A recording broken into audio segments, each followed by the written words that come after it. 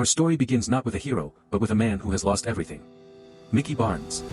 Once, he dreamed of owning a cozy macaron shop. Instead, he's drowning in debt. His business failed, creditors are circling, and one lone shark in particular, a brutal man named Darius Blank, is ready to claim what's left of his miserable life. Mickey is trapped.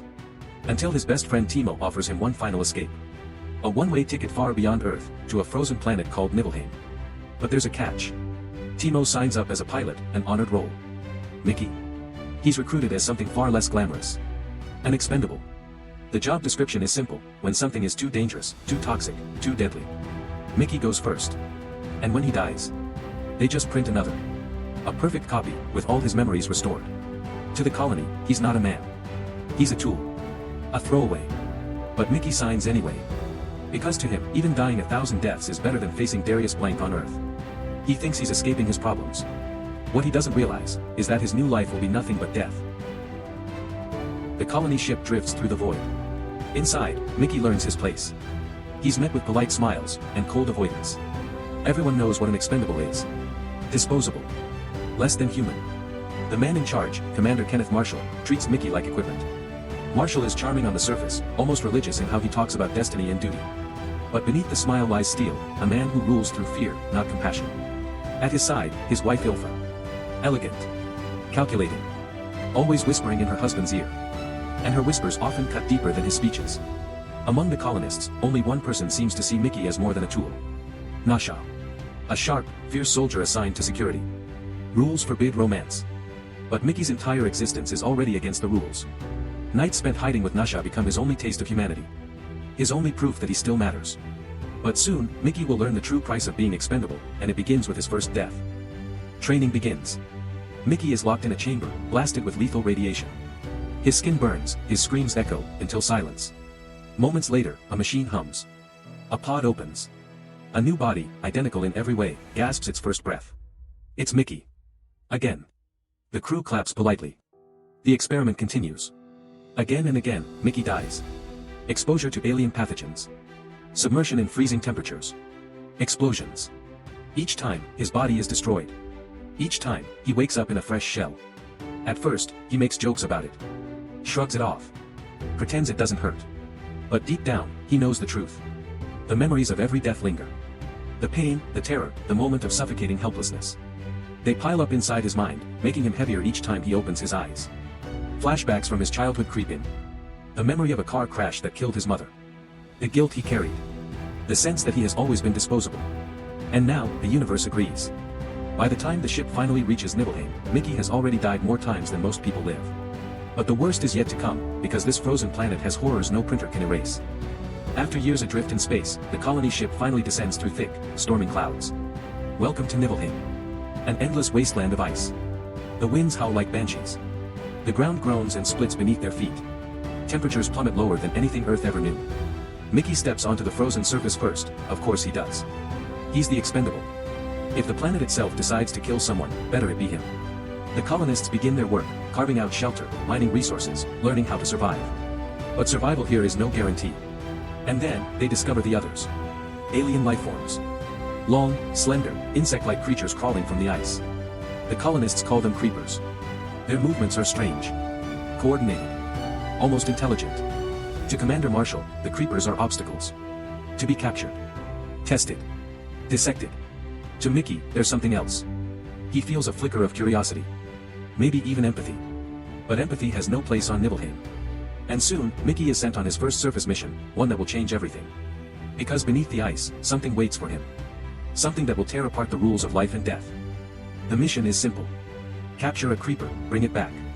Mickey ventures across a glacier, armed with little more than fear and stubbornness. The ice beneath him trembles, and then splits. He plunges into darkness. Freezing water engulfs him. The chasm swallows him whole. Back at the colony, Timo, his so-called best friend, arrives at the fissure. He sees Mickey's gear. He sees the danger. And he makes his choice. Recover the equipment. Leave Mickey behind. After all, Mickey can always be replaced. By the time he returns to base, the decision has been made. Mickey is dead. The printer whirs. A new clone emerges. Mickey 18. Fresh, unscarred, ready to serve. But what Timo doesn't know, is that Mickey 17 isn't dead at all. In the icy abyss, a shadow moves. The creepers. They drag Mickey 17 from the darkness, pushing him back toward the surface. Whether by instinct or intelligence, they save him. Half frozen, half broken, Mickey 17 claws his way back to the colony. His lungs burn, his skin cracked with frostbite. But he's alive. Against all odds, alive. And then, he sees it. Through the window of his quarters, a man is sleeping in his bed. A man with his face. His memories. His life. Mickey 18. For the first time in history, there are two Mickeys. The law of the colony is absolute, multiples cannot exist. It's dangerous. It's blasphemy. It's chaos waiting to happen. But here they are. Both breathing. Both real. And both unwilling to disappear. From this moment on, Mickey's greatest enemy is himself. The return of Mickey 17 doesn't go unnoticed for long. Commander Marshall, already paranoid, senses something is off. He believes in absolute order, one expendable at a time, no exceptions. In his mind, multiples are an abomination. A glitch that threatens the very foundation of his fragile colony. Ylfa, his wife, whispers poison into his ear. She sees opportunity in chaos. Every crisis is a chance to tighten her grip, to carve out power for herself. And then there's Nasha. She discovers the truth, two Mickeys. Instead of turning them in, she makes a choice, to protect them. Maybe out of love. Maybe out of defiance. Maybe both. But secrets like this don't stay hidden for long. And while humans tear themselves apart with suspicion, the real danger waits outside, in the ice. Tensions explode. During a ceremony meant to show the colony's triumph, chaos erupts. A rock sample cracks open, revealing two infant creepers. The colonists panic. In the confusion, one of the babies is killed. The creepers do not forgive. From the frozen wastes, they gather. Dozens, then hundreds. And at their center, the mama creeper. Massive. Ancient. Intelligent. Through shrieks and alien gestures, her demand is clear, a life for a life. One human must die for the creeper child that was slain. To Marshall, this is war. To the creepers, it is justice. And once again, the name on everyone's lips, is Mickey. For the colony, he's the perfect sacrifice. After all, he was never supposed to be more than expendable. Reeling from the creeper's ultimatum, Mickey seeks comfort in the one person he thought he could trust, Timo, his oldest friend. But Timo's truth cuts deeper than the ice of Niflheim. He admits that when Mickey fell into the fissure, he chose to leave him behind. Saving equipment was more valuable than saving him. Why bother rescuing a man who can be printed again? To Timo, Mickey was never a friend. Just a spare part. The betrayal shatters Mickey.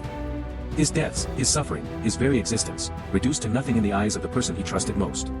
And now, with the creepers demanding blood and Marshall tightening his grip, Mickey realizes the colony may not just kill him once, but erase him forever. It starts small. Whispers in the halls. Colonists catching glimpses of Mickey where he shouldn't be. And then it breaks wide open. But to Marshall, it's an abomination. Proof that his control is slipping. His voice thunders through the colony. Multiples are forbidden. Only one may live.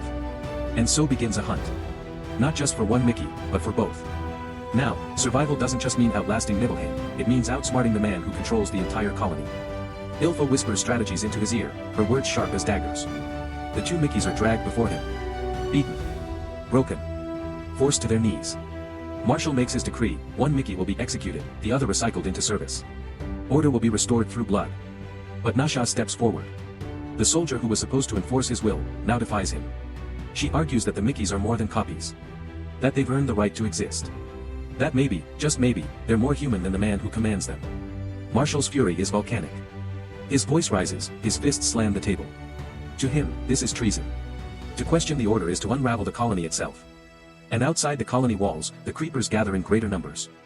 Their shrieks echo through the frozen valleys, rattling the walls. The creepers strike.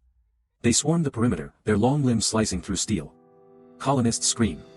Gunfire erupts in the snow. In the heart of the chaos, the mama creeper confronts the humans. Her voice, alien, guttural, resonates like thunder. She demands her price. One life for her child. Marshall sees this as his moment. He points to Mickey. Not one, but both. To him, this is the perfect answer, deliver the expendables, preserve the colony. But Mickey doesn't bend. For the first time, he refuses to be a pawn. Standing before both humans and creepers, Mickey makes a choice. He steps forward, not as an expendable, not as a copy, but as a man. He offers himself. Not because Marshall commands it.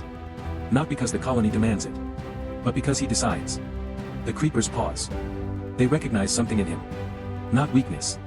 Not expendability. But sacrifice. And in that moment, everything changes. But on Niflheim, even sacrifice doesn't mean the end. And Mickey's story is far from over. The battlefield falls eerily silent. The creepers surround Mickey, their many limbs twitching in strange unison. The mama creeper studies him, this fragile, broken human who dares to offer himself. Her massive form lowers, her alien eyes unblinking. Then, instead of striking, she pulls back. The creepers retreat, carrying their fallen young. No human life is taken that day. Marshall rages, furious that the aliens were swayed by Mickey's defiance. His control slips further, his voice cracking under the weight of chaos. And Ylfa? She only smiles, for her, every fracture in his authority is another step toward her own power. Peace has been won for a moment, but the war for Mickey's soul is only beginning. Marshall arrives with a full security team, weapons drawn. He intends not just to control the creepers but to eliminate them entirely. He masks his orders as leadership, but the truth is clear: this is extermination. Mickey 17 clutches a translation device, his voice shakes but his words cut through. He warns the mother creeper of Marshall's plan. For a moment the battlefield stills. Then the demand comes, sharp and unyielding: Zoko must be freed and a human must die in repayment for the loss of her child Luko. With silent resolve, Mickey 17 signals to Nasha. She moves quickly, seizing Ylfa as a hostage and forcing Zoko's release. Chaos ripples through the ranks, but the tide turns. Security agents who had secretly grown disloyal to Marshall step forward. Instead of restraining Nasha, they arrest Ylfa. All eyes turn to the two Mickeys. The colony is frozen between hope and terror. In a sudden strike, Mickey 18 launches at Marshall. They fight, brutal, desperate. Then without hesitation, Mickey 18 pulls the detonator. His vest erupts in fire and both he and Marshall are consumed. The sacrifice demanded by the creepers is met. The smoke clears. The creepers halt their attack. Mickey 17 steps forward, offering peace, not blood. And this time, the mother creeper accepts. A truce is born from the ashes. Marshall is gone. Ylfa's schemes collapse, and those who stood with her face justice. In the end, Ylfa takes her own life, her poison silenced forever. Far from the ice, another battle brews. Timo is attacked by an associate of the lone shark who once controlled Mickey. But Timo fights back, killing his attacker in self-defense.